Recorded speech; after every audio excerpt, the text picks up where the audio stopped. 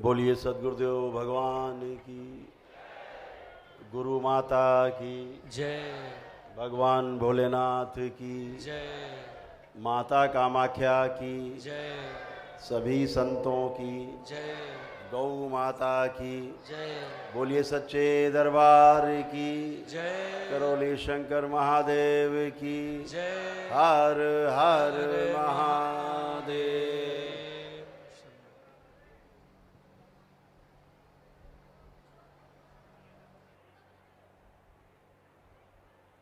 सर्वप्रथम अपने परम पूज्य गुरुदेव, अपने प्यारे गुरुदेव पंडित श्री राधा रमण जी को स्मरण करते हुए अपनी गुरु माता माँ कामाख्या को स्मरण करते हुए इस गुरु पूर्णिमा के पावन पर्व पर आप सभी को बहुत बहुत हार्दिक बधाई और शुभकामनाएं।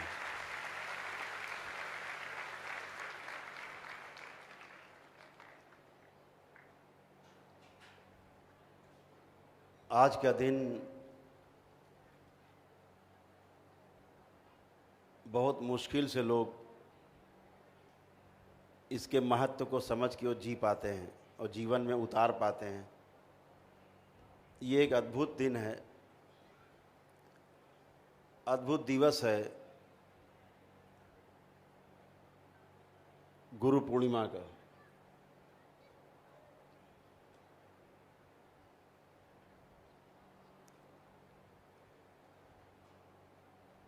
यह पर्व हमें गुरुओं की परंपरा को याद करने का मौका देता है।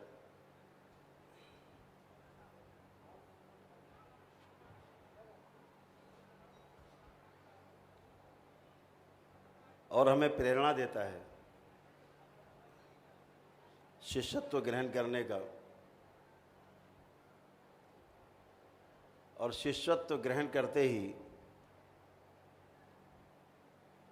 पूर्ण गुरु बनने तक की यात्रा का पथ खुल जाता है।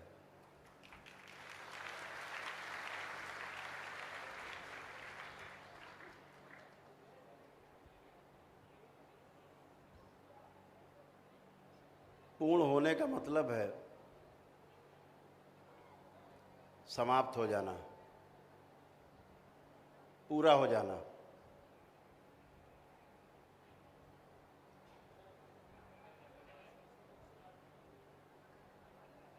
कुछ भी शेष बचा नहीं जानने के लिए। जब कुछ भी नहीं बचा जानने को तो पूर्णता कहते हैं, अर्थात कुछ भी शेष नहीं बचा। जब तक शेष बचा रहता है, चाहे वो 100 में से 0.001% क्यों ना हो,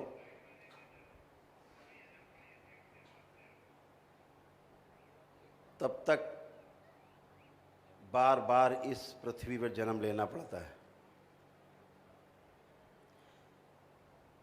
यहाँ ऐसा कोई भी मानक नहीं है कि आप 60% ले आए तो आप फर्स्ट डिवीजन पास हो गए।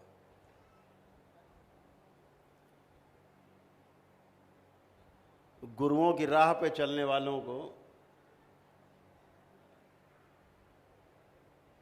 100 में 100 चाहिए पूर्ण होने के लिए। 0.001% भी कम है तो पूर्णता नहीं है, पास नहीं हुए, अनुत्तीर्ण हैं आप, फेल हो गए। दोबारा से जन्म लेना होता है।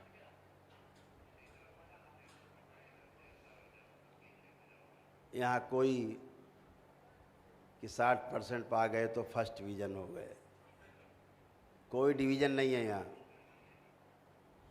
पूर्ण है। डिवीज़न वाला काम अपूर्णता तक रहता है। तो आप और हम सब बहुत परम सौभाग्यशाली हैं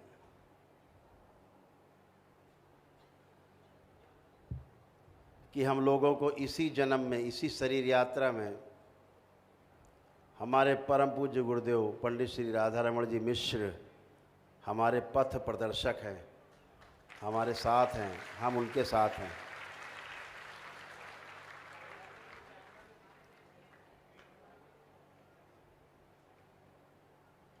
आगे पता नहीं कौन सा जन्म हो, कहाँ हो। फिर पंडित श्री राधा रमण जी मिश्र मिलेंगे कि नहीं मिलेंगे पता नहीं, लाखों वर्षों तक कहो न मिले। तो एक मौका है, एक अवसर है पूरा होने के लिए, और पूरे होने में कोई बहुत बड़े श्रम की आवश्यकता नहीं है।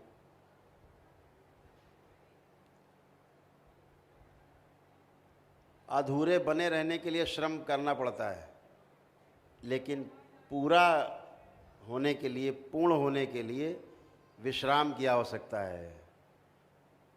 तो अपने में विश्राम कैसे घटित होगा, ये समझने वाली बात है। अभी तो सारे श्रम में डूबे हुए हैं।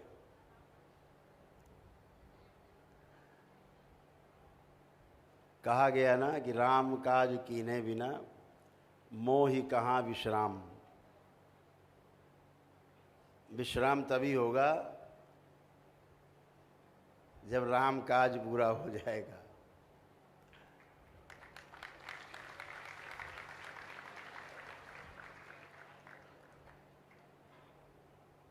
तो बाबा से जुड़ करके, माँ से जुड़ करके आप बहुत परम सौभाग्यशाली हैं। सभी लोग, आपके लोग, आपका कुल, जो निश्चित रूप से इस जन्म में तर जाएगा पूरा कुल, अगर आप प्रयास करेंगे।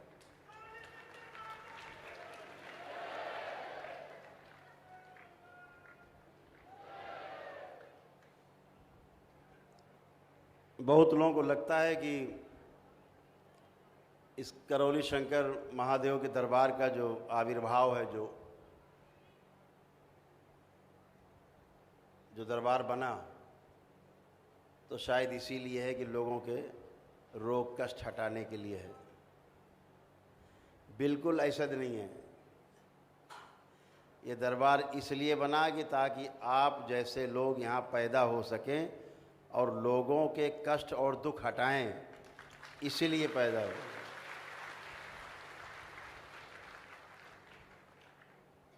और उस दिशा में आप चल पड़े हैं। बहुत लोग तंत्र की दीक्षा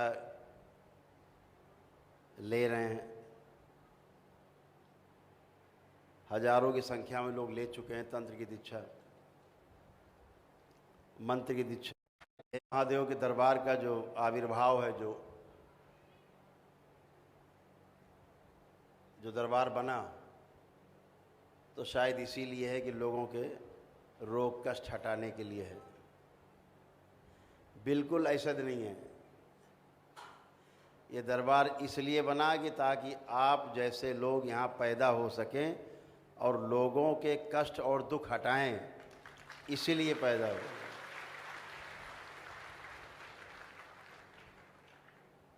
और उस दिशा में आप चल पड़े हैं। बहुत लोग तंत्र की दीक्षा ले रहे हैं, हजारों की संख्या में लोग ले चुके हैं तंत्र की दीक्षा, मंत्र की दीक्षा। लेवल 2 तक हो चुका है।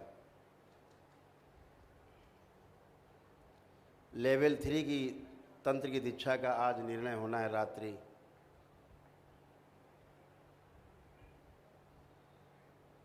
तो गुरु का महत्व तो हमारे जीवन में हर क्षण है। हर क्षण जो हमने सीखा है वो अपने से कुछ ऊपर वाले से सीखा है, ऐसा बिल्कुल भी नहीं है। अपने से छोटों से भी सीखने का मौका मिलता है।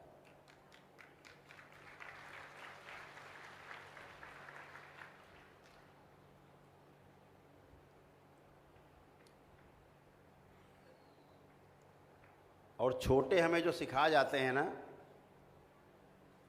वो हमेशा याद रहता है। जो बड़ों से सीखने को मिलता है वो तो स्वाभाविक है, लेकिन जब छोटे से हम सीखते हैं किसी से, अपने से छोटे से, अंदर तक कुरेदता रहता है कि यार इस बच्चे ने ऐसी कैसी बात कर दी, अद्भुत बात की।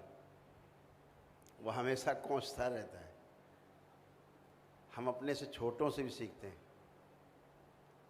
इससे ये प्रमाणित होता है कि सीखने सिखाने के लिए, समझने समझाने के लिए छोटे और बड़े की आवश्यकता बिल्कुल नहीं है।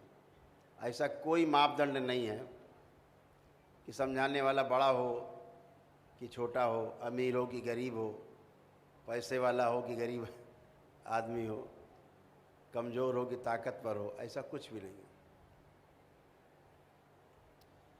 क्योंकि जीवन को समझना है और समझाने वाला जीवन ही है दूसरा, जो ज़्यादा समझ के बैठा है और आपको समझा जाता है, समझने के लिए प्रेरित करता है आपको। समझने के लिए जो प्रेरणा है वो हमारी जन्मों जन्मों की है। कोई नई प्रेरणा अंदर नहीं है कि हमें कोई समझाए, हम समझना चाहते हैं। पीछे से चले आ रहे हैं, समझते समझाते। कभी समझना हुआ, कभी समझाना हुआ, चला आ रहा, आगे चलता रहेगा। जिसने ये अवसर खोया इस शरीर यात्रा में, वो उसी कालम में आगे चला जाएगा। मरने के बाद वही समझने समझाने वाला झगड़ा पड़ा रहेगा। इस दरबार में एक अवसर है जहां आपको स्वयं से समझना है, स्वयं को समझना है। आपके अपने अनुभव उनसे समझना है। बाकी तो सब सूचना है, बाकी सब इन्फॉर्मेशन है। नॉलेज अपने आप से ही आएगी, आती भी है, यही नियम है।